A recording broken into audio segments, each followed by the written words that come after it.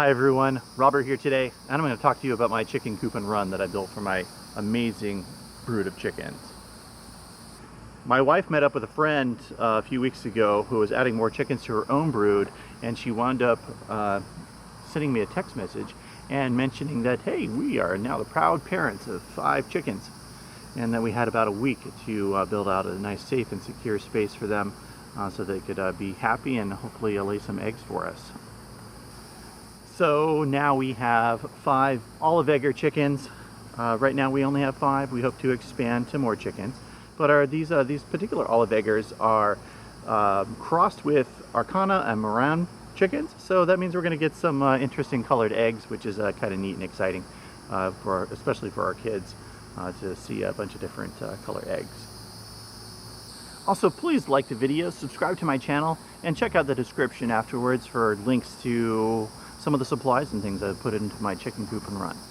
I want to break down the thought process that I had while I was building this Chicken Coop and Run. I was able to research out what other people were doing with their coops and their chicken runs.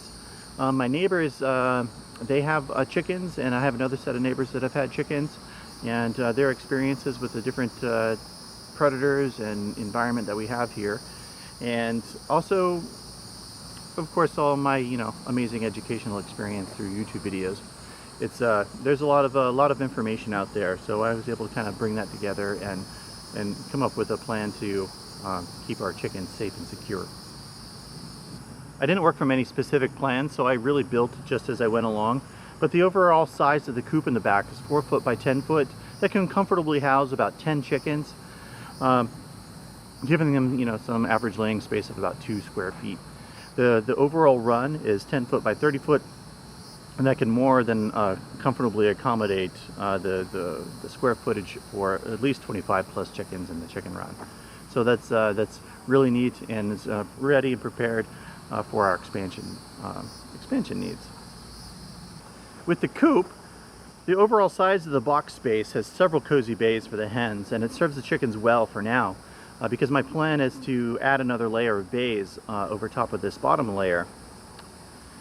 Gives them more space for egg laying. The panels between each bay, they slide out from the front into the main coop area, and the panels on each end of the box are removable, so that cleaning the entire bay space is pretty easy. You don't have to get down on your hands and knees to clean it all out. You can just rake it out because there's that open space as those panels are removable. The door on the front of the coop is really wide. The floor is raised so that enables us to rake and sweep refuse directly into a wheelbarrow that we push right up to the bottom of the door.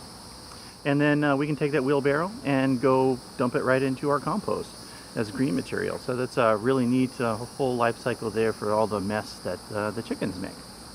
The run, I made it fully enclosed with chicken wire to prevent any aerial predators such as crows and hawks. They'll definitely get in there and get your chickens and any eggs. The crows are really smart.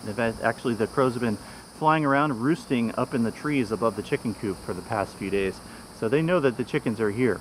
But definitely the hawks will come in and get the chickens. So with the chicken wire fully enclosed, that prevents those predators from getting in there. The chicken wire along the bottom panel has also been dug in a full foot into the ground to prevent any diggers. And I had some chain link fence laying around, and I was able to put that around so that my dogs or any other large animal can't just push through the chicken wire and get into the chickens. Also on the chicken run, I built this Dutch door, so you can just open the front door and add any treats or snacks that you want to toss into the chickens, so that way you don't have to open and close the entire door, and it helps prevent the chickens from getting out while you're opening the door. Additionally, I've added in some tree branches. We have 10 acres, so I have plenty of trees. So I added in some tree branches in the coop and tree branches here in the main chicken run so that the chickens can get up and roost. I do have a sliding panel here on the coop for a little chicken door, but really I don't have to open and close it because everything is enclosed. So what's really neat to watch is the chickens will actually come out when it's morning into the chicken run area, and when it becomes dusk, they go right back into the box. And so they're roosting for the evening in their nice, secure, cozy space there with their boxes. Food, I was able to take this 5-gallon bucket and put these ports around it and elevate it up off the ground on the center block. And what's nice about these ports inside the bucket is we just fill the bucket and the chickens can stick their little heads inside the port and are able to feed. And the whole thing is, it refills the bottom of the bucket appropriately so that the chickens don't run out of food. Water is automatically distributed to the coop and the run through these little red watering cups, and the chickens really love them. My buckets here have floats in them that let them be refilled automatically, and then gravity does the rest and allows just enough water pressure to have the little cups refilled as the chickens go through and drink their water. Some other experiments that I have with this chicken run, and because it's so hot out right now in the summertime here in southwest Alachua County, is an automatic mister that's set to a timer and a fan. Now, whether or not the chickens are enjoying those things right now, I know that maybe the chickens don't really like to get wet and they really like their dirt baths. They fluff up their feathers, but hopefully these little things help alleviate some of the horrible heat. Also, I built the coop and the chicken run underneath these amazing live oak trees here on our property, and so they're shaded for a significant portion of the day. Hey, thanks for watching my video today. You all take care. Have a good one.